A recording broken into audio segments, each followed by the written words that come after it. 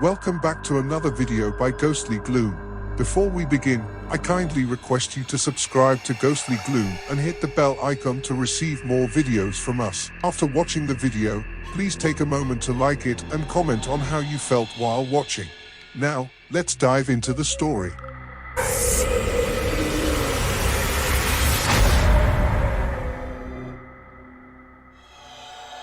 This is a strange but true story. Our family moved to a house on Granada Street in Denver.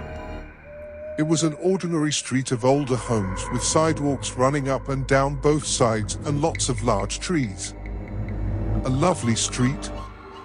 The boys were in first and third grade and the neighborhood was brimming with children, especially since the elementary school was only a few blocks away. It wasn't hard to meet the neighbors as the children were always outside playing, and we quickly became friendly with many of them. As the story goes, there used to be a boy that lived in the house before us that was an absolute terror, breaking into homes to steal, bullying the other children, and catching sheds on fire, so it was no surprise that the entire neighborhood was relieved when this family moved away. That is all I knew. At the time I was working at a Christian book and music warehouse. They had an album bin where record albums were placed.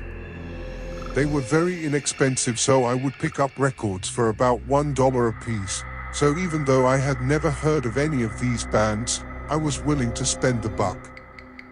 I would play these records a lot and many of them were excellent bands like Petra, Sweet Comfort Band, Second Chapter of Acts, etc.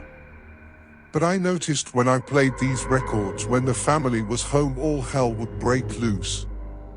The children would start fighting, my husband would yell, and our dog, Ho-Chin, a big red chow, would get irritable and actually started to attack the children. It finally came to a point where I had to start keeping him outside until Dad came home, because he would give me nasty crusty looks and actually did bite me in the face, and he bit both of my boys. I became too afraid to be left alone with him, and I didn't want him around my boys. This was really weird because I had always felt safe with him. This was so out of character for him. Now, it's not unusual for most families to have their children argue and fight from time to time, but I started noticing this seemed to escalate every time I played these records. Incidentally, I still have them and I still play them. I needed confirmation, so, one day, my best friend Carrie was over and I told her about my suspicions. I said, "Watch this." I went over and put on a record. We were standing in the archway between the living room and kitchen, and sure enough, all hell broke loose again. I went over and took the record off and everything returned to normal, so now I had a witness. Weird, huh? Wait. It gets even more interesting.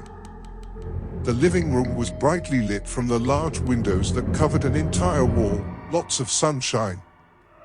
It really wasn't creepy at all, but I was drawn to and kept looking up to the SW corner of the room. There wasn't a shadow or anything there that I could see as to why I would keep looking there, but it was like a magnet and my eyes were constantly darting to look there often. During the day when I was home alone, deep dark depression would envelope me completely and I would just cry and cry. There was no reason for it, but when this feeling came over me, I truly did just want to die. I'm not kidding. I am not yet putting two and two together. But one day, I was so overtaken by the intense sadness that I collapsed to my knees and with my face in my hands just wailed and wailed like I had lost a child. I happened to be in the living room just underneath this particular corner. Then I felt a hand on my left shoulder and I immediately and completely forgot what I was crying about. Over 30 years later, try as I might, I still cannot remember what I was so upset about. This really freaked me out because there was no one there. I'm not saying it was Jesus or my guardian angel, I really cannot say.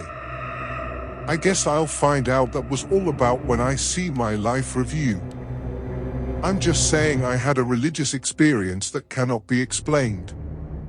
I never talked about it because I thought people would think I was nuts. But having access to all those books at the warehouse and being an avid reader, I soon found where other people had the experience of the hand of the shoulder. Although their experiences and situations were different than mine, they still felt the hand and the comfort that came with it. When I read this, I was truly relieved as it confirmed I was not crazy, but I still never told anyone, not even my family or my best friend. It was just too weird. A few days later, after that experience, there was a group of children out at the end of our walkway standing on the sidewalk. I was in the house with the front door open watching the children through the screen door. I had one of my records playing. I was actually standing in the exact same place in the living room where I had had the touching experience.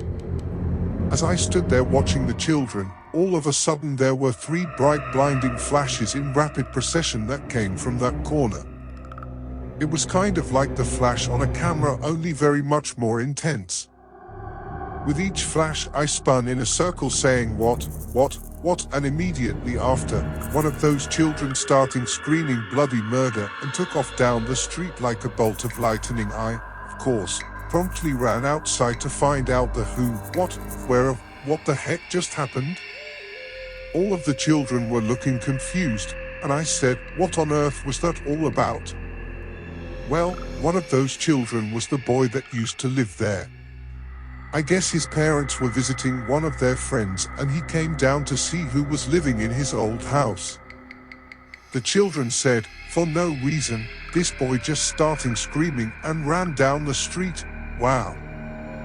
I think what was in that corner saw him and repossessed him to get out of that house that was full of the praise and worship of Jesus. After this occurred, the household returned to normal. My depression left, the children got along better, and the dog also became our protector again and became quite friendly. If I ever have another experience like this, I know beyond a shadow of a doubt that if you fill your heart and home with genuine praise and love the Lord with all your heart, any demon has to leave. Not sure about the sage and all that stuff, but this is what worked for me. Anyway, that's my take on it. What do you think? You know, I've always wondered about that little boy, and I do hope that he got the help that he needed. He's must now in his mid-40s. I never knew his name, but God knows who he is. I've prayed for him often, and now that you know the story, maybe you will pray for him too.